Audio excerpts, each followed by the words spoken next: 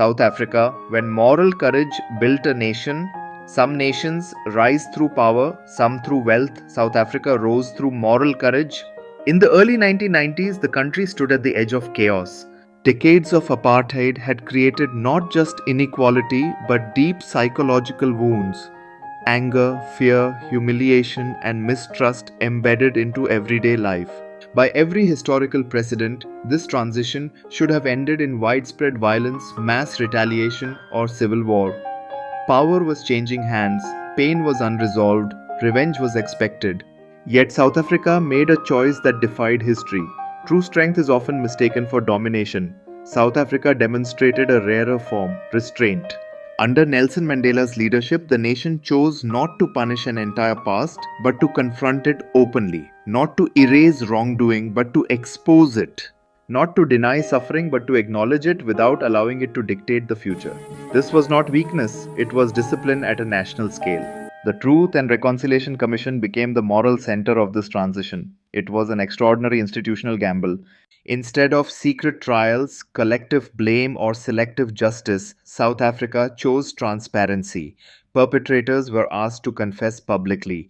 Victims were given voice, dignity, and recognition.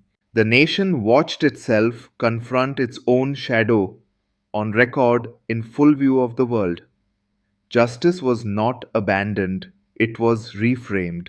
The central question shifted from how do we punish the past to how do we prevent the future from inheriting it? Mandela's greatest contribution was not political strategy alone, it was emotional leadership. He understood a difficult truth. If leaders amplify anger, nations fracture. If leaders absorb it, nations stabilize. By choosing reconciliation, he lowered the emotional temperature of an entire society, buying time for institutions to take root and trust to form. Emotion was acknowledged, but law was allowed to lead. A strong constitution, independent courts, and democratic processes became anchors in a fragile moment. Rights were codified not as favors but as guarantees. Power was restrained not by personalities but by principles. South Africa's story, however, is not one of uninterrupted success. Corruption, inequality, and governance failures have tested the very trust reconciliation created. This reveals an essential lesson of nation building. Forgiveness can prevent collapse, but only accountability can sustain progress. Liberation may unite a nation once, integrity must unite it every day. Some nations are built through conquest, some through power, some through fear.